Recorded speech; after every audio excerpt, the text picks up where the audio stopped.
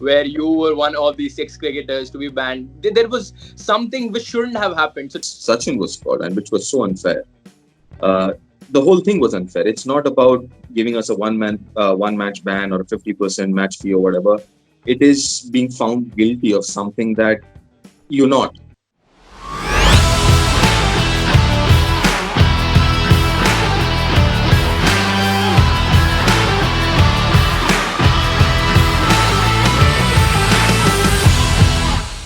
winners do not do different things, they do things differently, rightly said by the eminent writer Shiv Khera. And guess what? Our today's guest defines it beautifully on and off the field. Having played 8 test matches and 5 one-day internationals, he has told the world that he belongs to this level. And guess what? I'm not done yet. His aura in the commentary box and his analysis in the studio makes him look different from others. Ladies and gentlemen, it's my honor to invite former Indian cricketer and current commentator, Mr. Deep Dasgupta. Welcome, Deep, sir. It's a pleasure to have you. Thank you. Pleasure is mine. Thank you. How are you? How is everything? Everything's good, actually. Everything's good. Just getting used to the new normal now. It is what it is. So there's no point cribbing about it, and just carrying on with life. All right. So let's start to discover your life once again. As I said that you have played 8 test matches and 5 one-day internationals. Tell us your fondest memory of playing alongside Virender Sehwag, playing with the likes of Gangulis, Dravids, Lakshmans, Harbhajan. So tell us your fondest memory. See, there are quite a few. It'll be unfair to and also quite impossible to pick one or two. But the fact is, what I learned, I was there in that dressing room for roughly 3 years, and Right.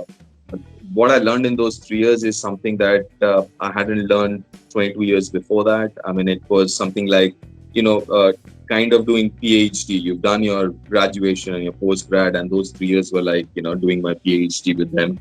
And all of them were my like mentors and professors, if you want to call them that. So I look at it that way. So I did my PhD, and they helped me through all that. All right. So I have done a little research and I really want to know that there was one Mike Dennis incident which happened where you were one of the 6 cricketers to be banned. There was something which shouldn't have happened. So tell us a little about that.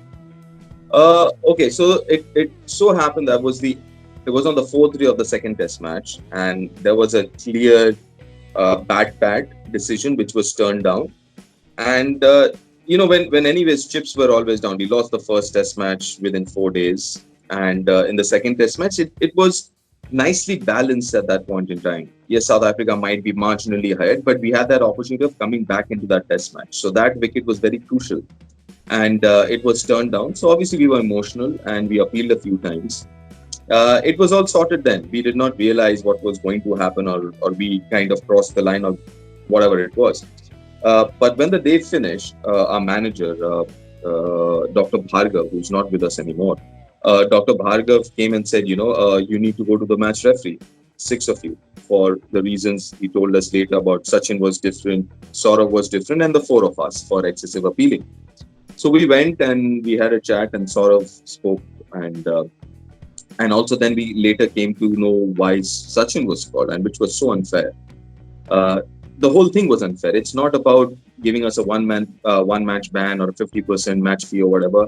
It is being found guilty of something that you're not, right? For example, Sachin's incident. I mean, see, those are green top wickets. So every time the ball lands on the seam, it picks up a bit of the grass. And it is very legal to take the grass off the seam. That's not illegal. That is not ball tampering. And if I'm not wrong, Sachin actually had asked, I think it was Rudy Kirsten, the umpire. I don't remember who the umpire was, but I think he did ask them as well whether he could take the grass off. So that's no way, no stretch of imagination is that illegal. And then Right. for us, it was excessive appealing. I mean, listen, you appealed for twice. I think we appealed twice or thrice, and I mean that was so unfair. So, well, from there on, it was quite a weird situation where it snowballed into a very big issue, and that's where it for good couple of days, the whole series was under jeopardy. Whether we're going to play, we're not going to play, we're going to take the next flight out of South Africa. Right. And yes, somehow it was managed. It was managed well in the end, and we stayed back for that one unofficial test match. Deep sir, if I'm not wrong, that was also your debut series. So was it a different experience altogether with almost everything happening on the first test match only? First test series rather. Yeah, I mean, it was because see, the one of the major issues pre IPL or challenges was, see, when now that you have IPL, before you play international cricket, you get a taste of international cricket when you're playing IPL, right? You're sharing the same dressing room, you're playing with them, you're practicing with them or against them, as in the top international players. So you get a very good taste of international cricket. But back then, I mean, it was a big jump straight from domestic to international, right? So True. there are a lot more questions as an individual that you have, whether you'll survive, whether I mean, you deserve that place or not. So there were all these questions. So yeah, I mean, it was from that perspective a huge eye opener what international cricket is all about, how you prepare and everything else, and then also the other side of the fact that you're representing your country. Issues like Mike Dennis issue, how big it is, because we don't tend to understand what it is to play for the country, and especially in our country, it is cricket being what it is. Right. It's a huge thing, and so put together, it was a good experience. Obviously, it was a great experience, and also it was very eventful, if I may say so, as you put it. All right. All right. Deep sir, in your childhood, you used to play for Delhi, but Yeah. eventually you moved to Bengal. What was the reason to make that shift?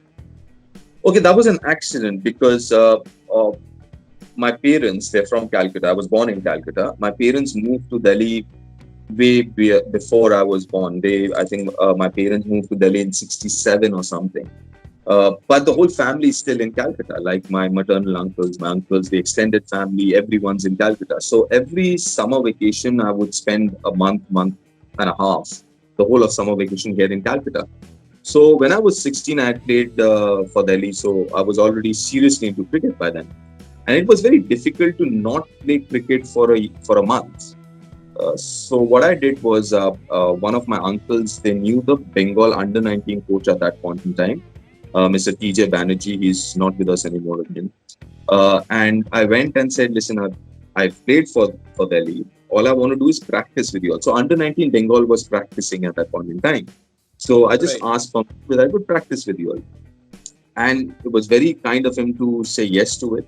So I started practicing, and then what happened was there's a tournament called Moinudullah tournament, which happens in Hyderabad.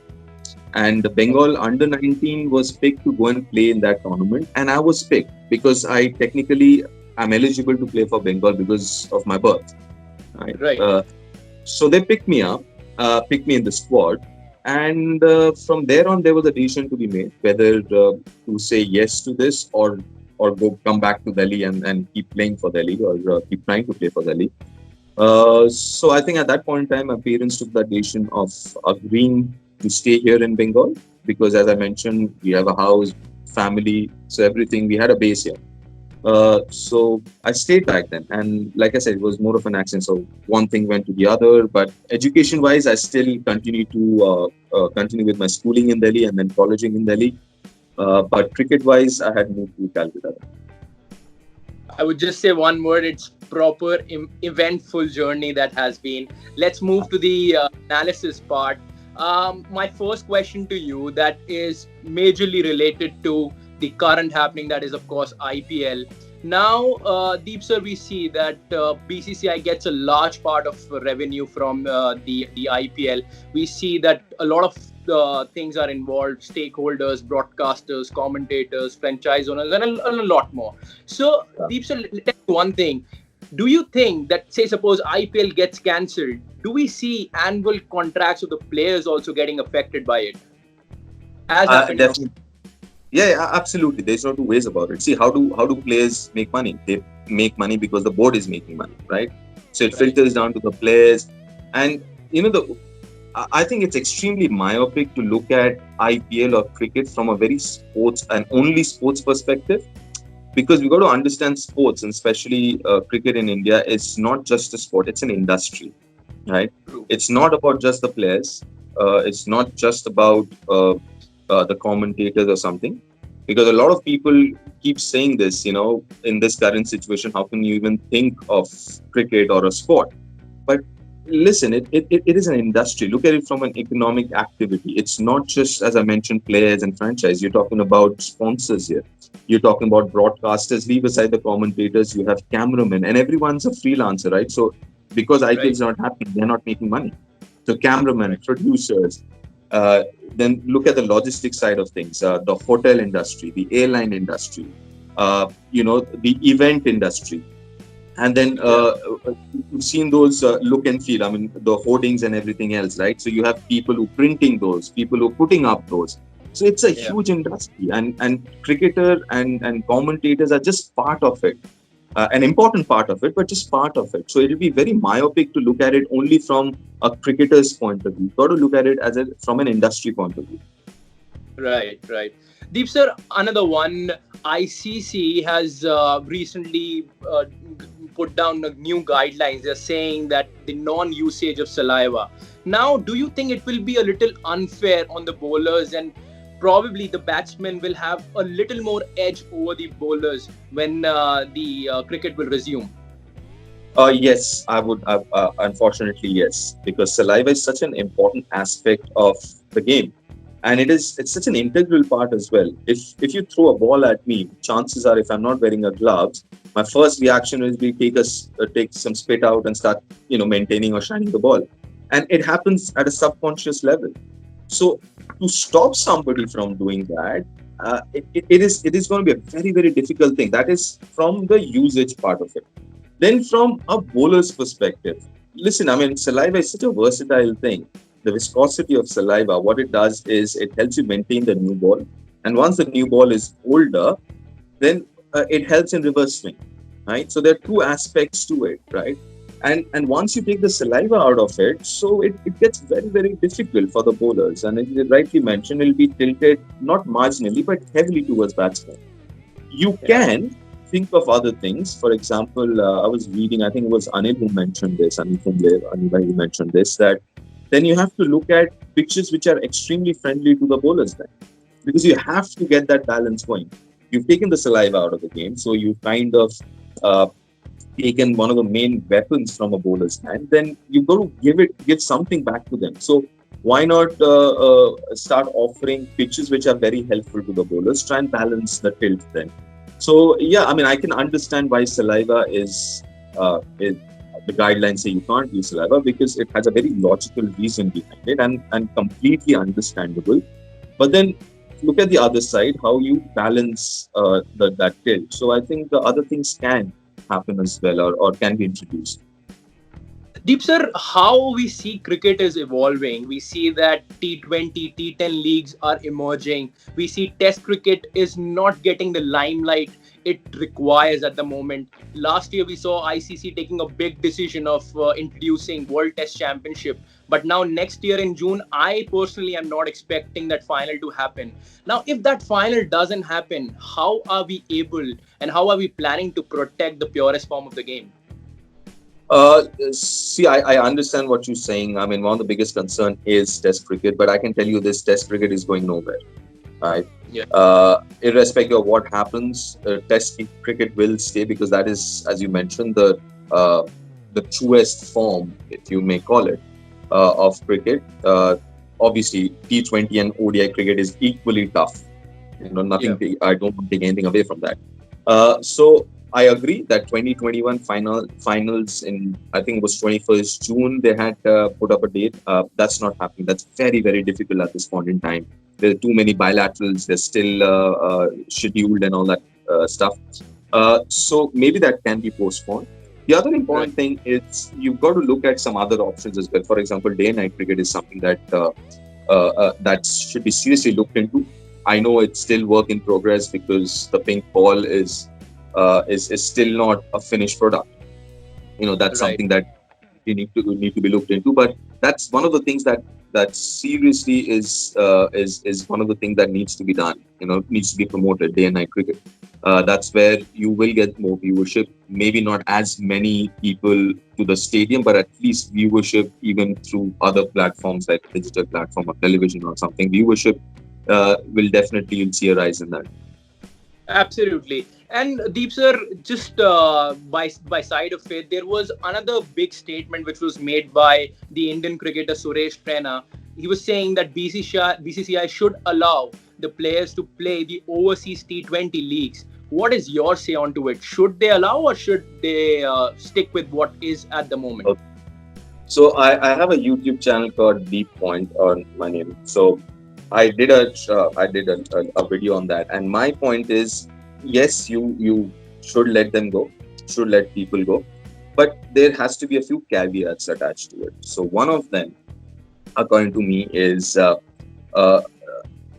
anyone who's played international cricket in the last 2 years or is a contracted player, they shouldn't be allowed because they're one, they're contracted, they're in the India scene, so you want them to play domestic cricket, right? So if they are not playing international cricket, they should be playing domestic cricket. So that's my point of view. So that's one.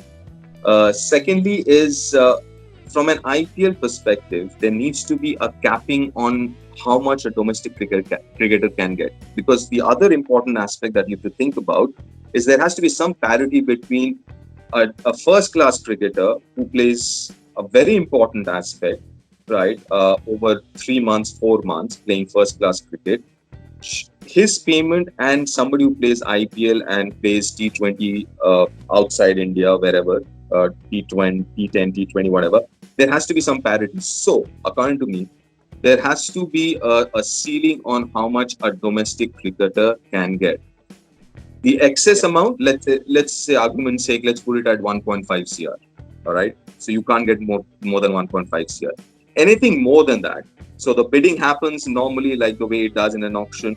But anything more than 1.5 CR, that amount goes into a kitty which is later distributed amongst the first class cricketers. That's So very interesting. Yeah. yeah, so there'll be some kind of parity. Obviously, first class cricketers cannot make 1.5 CR at this point in time. I don't see that happening in the near future either. But at this time, the difference is massive, right? And then once you open up, allowing players to go and play T10, T20 all over the world, then the biggest setback would be, or biggest impact would be on domestic cricket. So that's where you have to put a few caveats and say, or you know what, you're going to make more money playing here, playing domestic cricket. You've got to incentivize people playing domestic cricket. That's one hand. Secondly, also from a selection perspective, the boss, if you've gone out and played, next 2 years you're not going to be in the India scene, right? So that allows a lot of people, senior cricketers who are still out there playing cricket seriously, give them that opportunity to explore other shows and other tournaments and all. You give them that opportunity, but you also encourage the younger lot to not Right. only think for T20 cricket, but also look at first class cricket and domestic cricket. So, how many leagues should BCCI actually allow? One, two, three? There should be a number, or there should be one.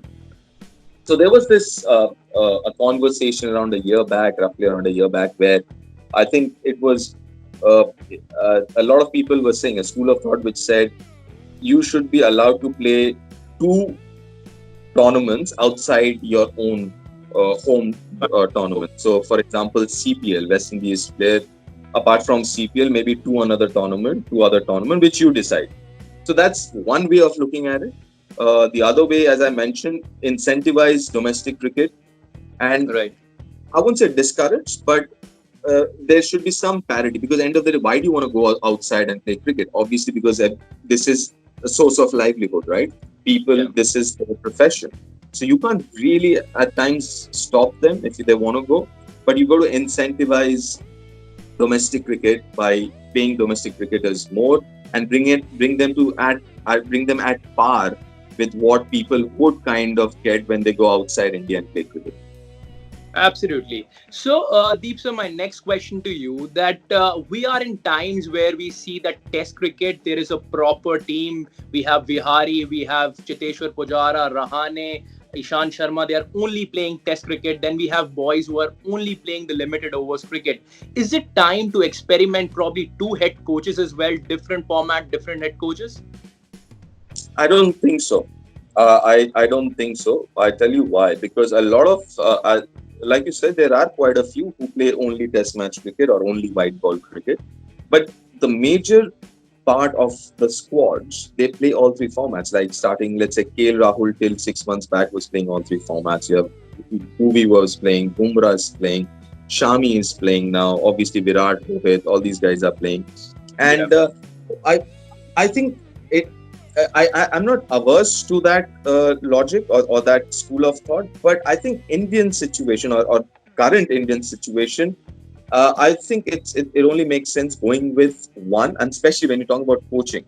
I think especially when you're talking about coaching, because the whole debate was about captaincy, splitting the captaincy, right? Yeah. But coaching, I think there should be one coach. There should be one coach for the national side because the vision is important. And again, what happens is with all these 6 7 guys who are playing all three formats, if there are two different ways of coaching or approaching a game, that can be counterproductive, right? So from that perspective, I think one head coach or one coaching staff is imperative. I don't think for me it does not work. Split captaincy, like I said, I'm not averse to that idea, but I think the current situation in India, I think one captaincy is what I would recommend as of now at this current situation. All right. So just a question which is added to it. Say suppose we are seeing that from last few years after 2013 we haven't won an ICC tournament. So you see 2015, 17, 19, and even 16. It is becoming difficult for India to beat in knockouts. So if we are not able to win say 2021 or 2023, is it time to probably look for a split captaincy and give to Rohit Sharma maybe? Yes, I wouldn't say whether it would be right or not. We'll see when it comes. But at this point in time, why I'm saying this is this: whoever you bring in, let's say argument's sake, it's Rohit right now, right? So you're talking about Rohit as your white ball captain. With the World Cup still scheduled for October, if October doesn't happen, then 21 India World Cup is. I mean, that will happen, right?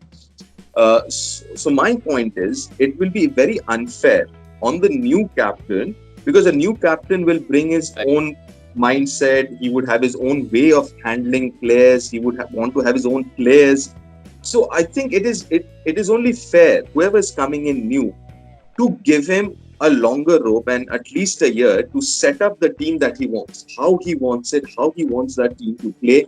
It'd be very unfair 3 months, 6 months before a big tournament like a World Cup, you get a new captain, right? Right. It'll be unfair on the guy who's coming in, the new guys. It'll be unfair on the players because as a player, because okay, for argument's sake, let's look at Virat and Rohit. They're very different kind of people and personalities. The way they lead their side will also be different. Way they handle individuals will be different. So when you have these 6 7 guys who again are playing all three formats, they will have to kind of adjust to two different styles of captaincy and playing Right. different formats. So I think it's not again. I'm not averse to that idea, but at this point in time, with two World Cups at least scheduled for end of this year and 21, I think Yeah. it's only logical and fair to go with one. All right, all right. I will buy that point. But Deep sir, have we started to miss Mahendra Singh Dhoni in the team because his inputs were very, very pivotal. And whenever it comes to a crucial condition where Virat needs somebody, he either goes to Rohit Sharma, but that third person who was behind the stumps is missing. It's either Rishabh Pant or KL Rahul, but the likes of Mahendra Singh Dhoni, who used to guide Kuldeep, Yuzvendra Chahal, is not anymore. So have you started to feel his absence? Listen, somebody as big and as great as Mahendra Singh Dhoni, when he's not playing, you will miss him. There is no two ways. And the problem is this, that we start to compare whoever is keeping, for example, Rishabh Pant and KL Rahul, as you mentioned, we start comparing them with MS Dhoni, which is so unfair. Right? MS Absolutely. MS Dhoni has earned his stripes over the years, and these are guys who just walked in.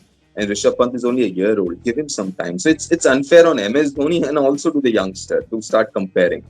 And obviously, MS Dhoni is one of the greatest cricketers that India has produced, one of the greatest finishers that limited overs cricket has seen. You will miss him when he's not playing. So there are no two ways. But life goes on, right? When Mr. Gavaskar, I'm talking about my childhood. When Mr. Gavaskar retired, I was like, I'm not going to watch cricket anymore. When Kapil Paji retired, I said, I'm not going to watch cricket anymore. But that way we are very, very, very fortunate to have role models and icons in every generation. So Mr. Gavaskar, Kapil Paji, when they retired, you had Sachin coming in. Then you had Mohammad Azharuddin coming in. When they retired, you have MS Dhoni, Virat. So every generation you had icons coming in. Yes, we will miss them, but that's how the cookie crumbles. You got to move on. And just attached to this question, I really want to ask you, are we doing justice to our players? And when I say this, I'm saying that if I take into account Zahir Khan, Virendra Sehwag, Yuvraj Singh, Gautam Gambhir, all of them retired without even a farewell game. And you know the situation. So is it fair? Are we doing justice to the heroes who have given so much to our country? It's a tough question. I'll tell you why. Because that's where the communication becomes a very important aspect. Communicating the communication lines between the selector, the team management, the individual player, that is very important, Right. right? There are players who tell beforehand, this is going to be my last game or last series, and then obviously, I mean, everything works around. Then you say, all right, fair enough, because we knew Saurabh when he was retiring, so that was a good farewell. We knew Sachin when he was retiring. You One of the know, best. that was brilliant, right? Ashu, as in Ashish Nehra, we knew when he was retiring. So there was this communication between all these moving parts. They were on the same page and said, you know what, this is it. This is my last series. And then, so that communication is very important. I mean, it's not that people don't want to give a proper farewell to people, as you mentioned, like Zahir and all these people, and Rahul, VVS for that matter. Unfortunately, VVS was picked and he had to do a press conference just before a series. So I think that communication is important. One, it is communicated, and it's like I said, it's a two-way street. It's not just about me saying, when I want to do it.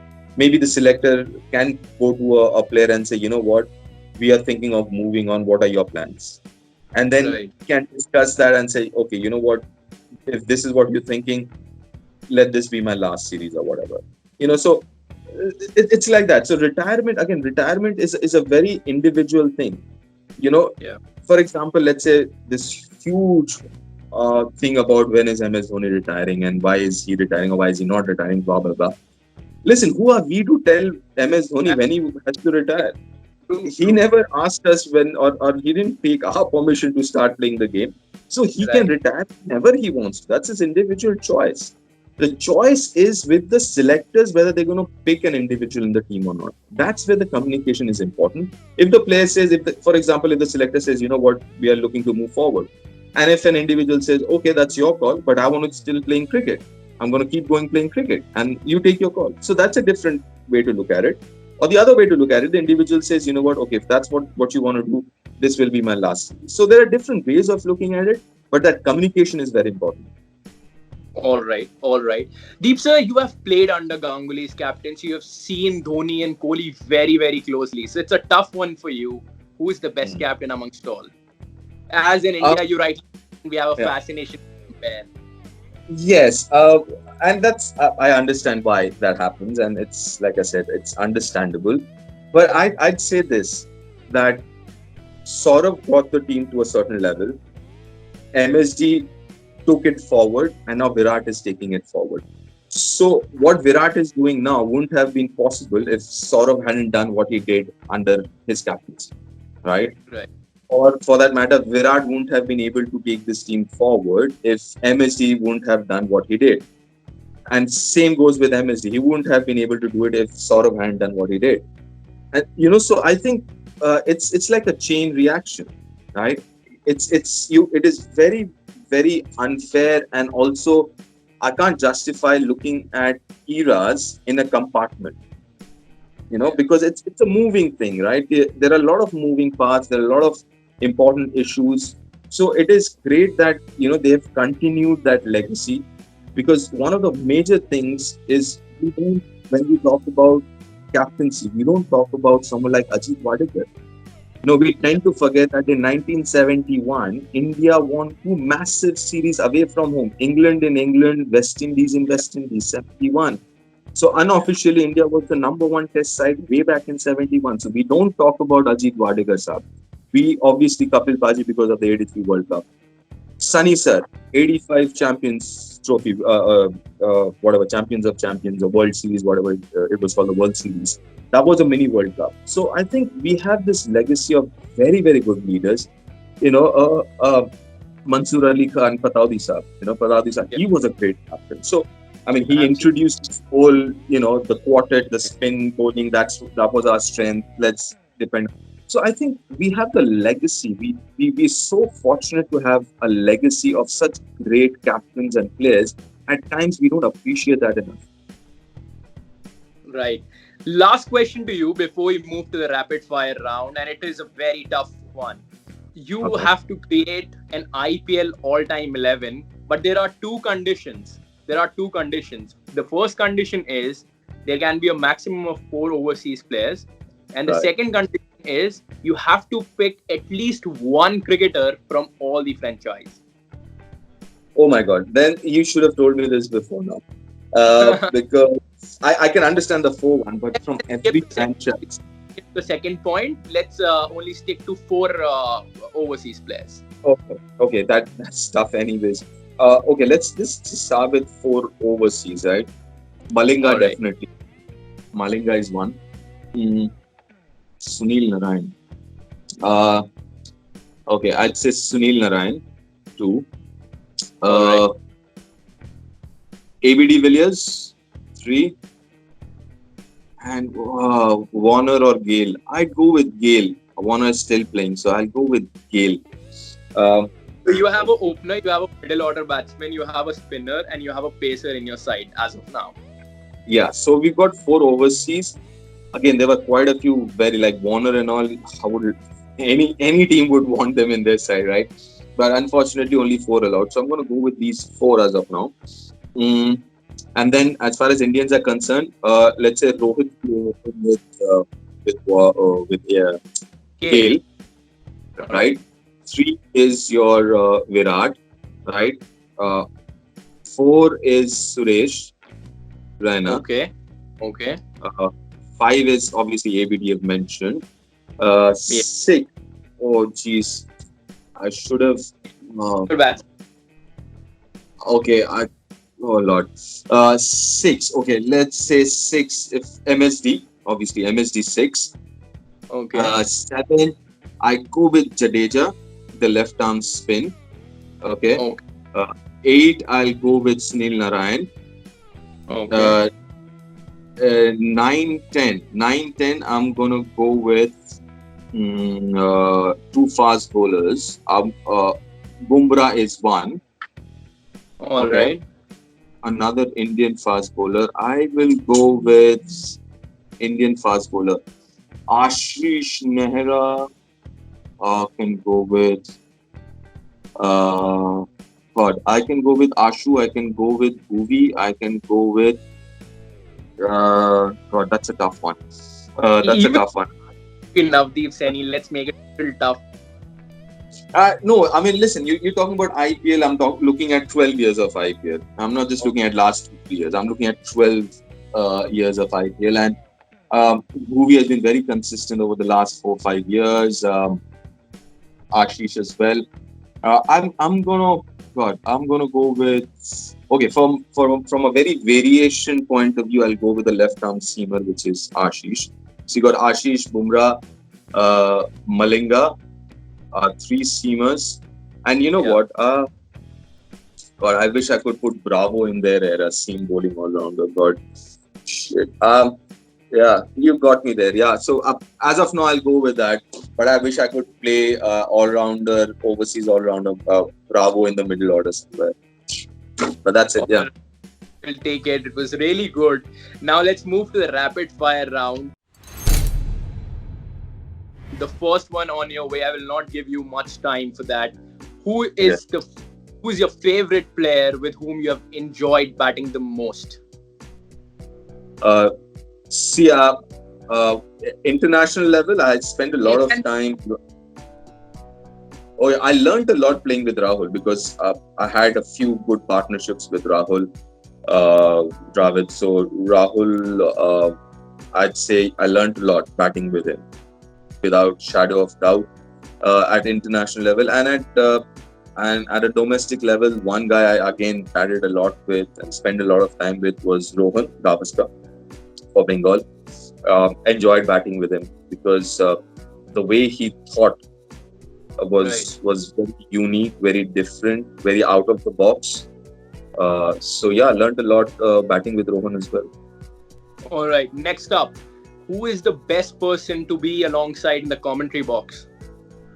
Oh no, I can't name one because what happens is that commentary box is amazing, amazing fun we have, and it is Right. why it is difficult and it is impossible, not difficult, impossible, because everyone brings their own flavor.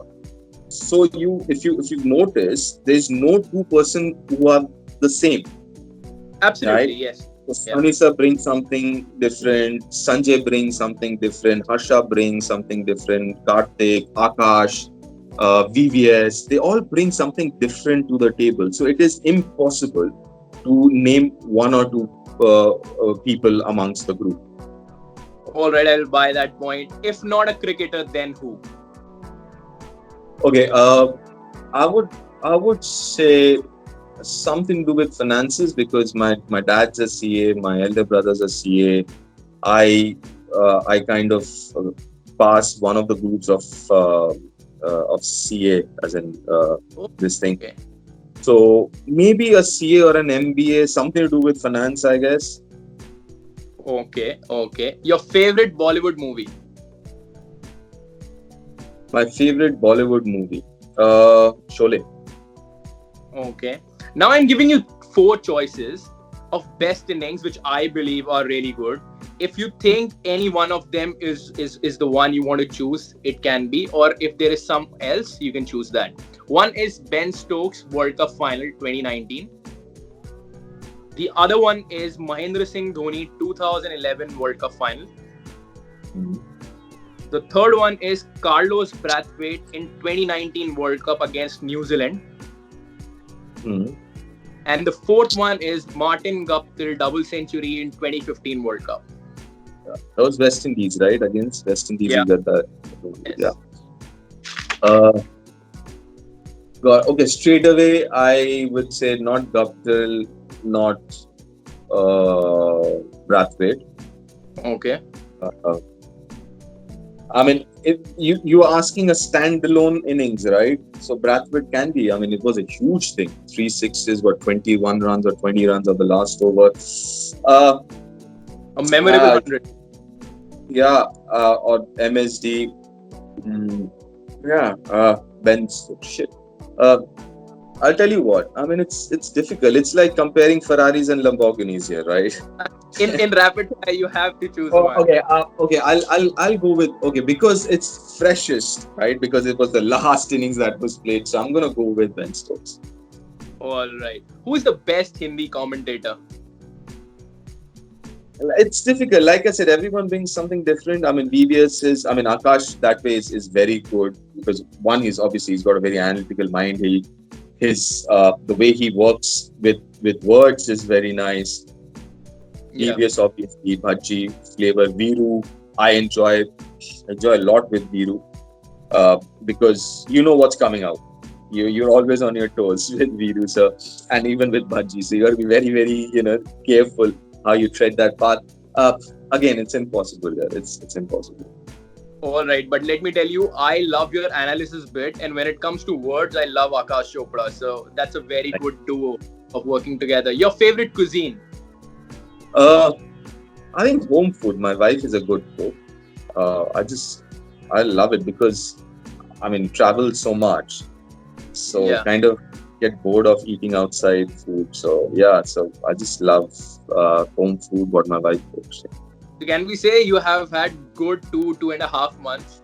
Yes, absolutely, absolutely, and so it's also a team thing because when she cooks, I help her with it, like cutting onions and capsicums and potatoes and all that stuff. So I do all the cutting and all that chopping, and then she cooks. So it's good fun. I mean, in the evenings, it's a ritual now.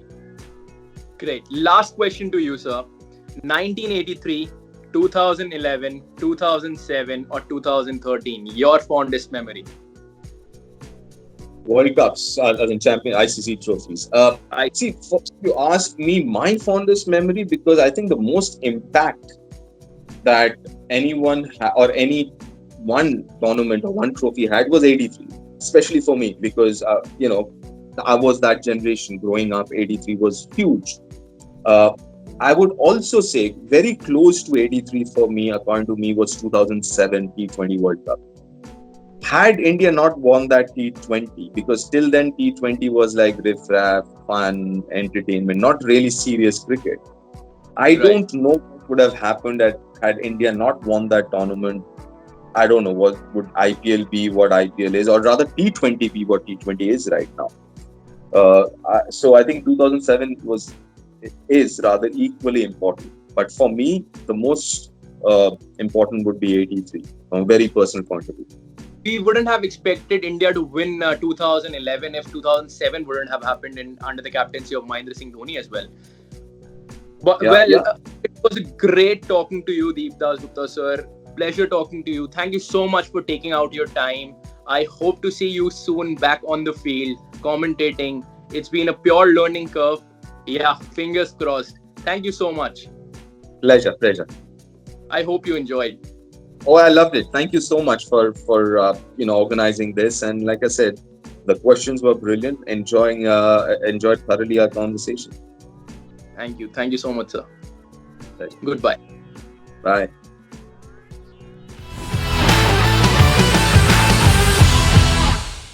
An Indian passport guy who was born in Hong Kong, brought up in UK, came back, played for Hong Kong, and now is in India. Isn't it wrong? It's unique, I would say. Unfortunately, the UK thing didn't work out for me due to technical reasons, I would say. I'm just glad that I could find a footing in India.